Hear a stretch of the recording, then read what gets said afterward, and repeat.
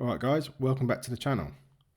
Today we're taking a closer look at Andy Burnham, the Mayor of Greater Manchester, a man who is suddenly getting a lot more national attention and someone many people now believe is quietly positioning himself as a future Labour leader and possibly even a Prime Minister in waiting. On the surface, Burnham sells himself as the straight-talking northern voice, the King of the North. The politician who stands up to Westminster, challenges London-centric politics and claims to speak for ordinary working people outside the metropolitan bubble. But when you look more closely, it becomes pretty clear that nothing about Andy Burnham's rise has been accidental.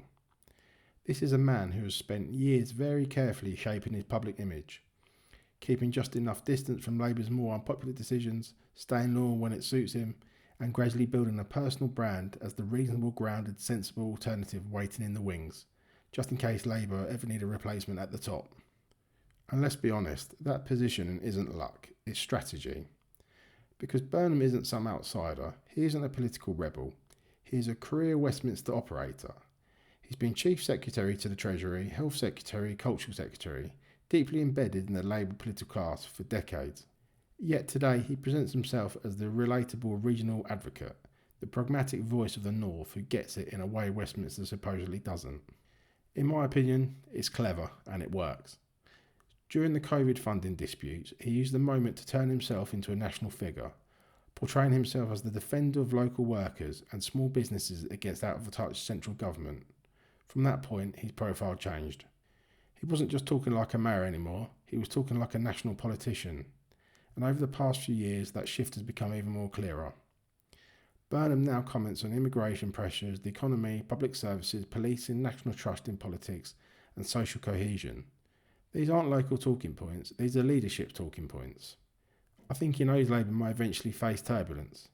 If the economy weakens, if taxes bite harder, if immigration becomes an even bigger pressure point, if working class voters start to drift, Labour will look for someone who feels steadier and more reassuring.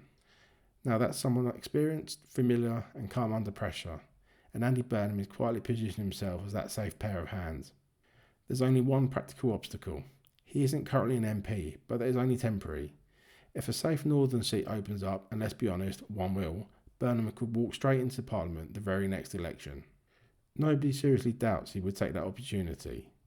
Because for all the anti-establishment branding, Burnham remains firmly inside the same political machine that has run Britain for years. The difference is he packages it better.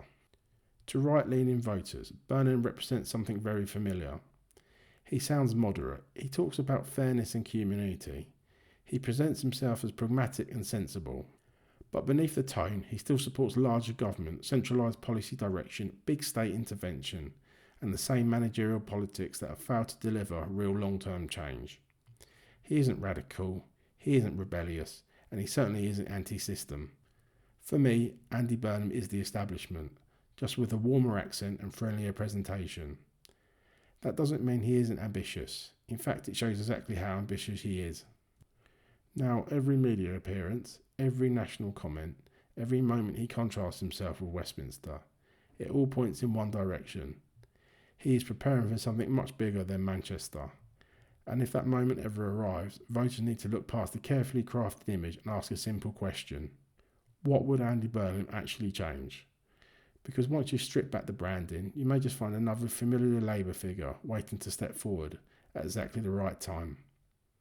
Thanks for watching guys. If you want more honest political commentary and don't want to miss what's really happening behind the headlines, hit that subscribe button and drop your thoughts in the comments. I always read them. I'd love to hear what you think about this one.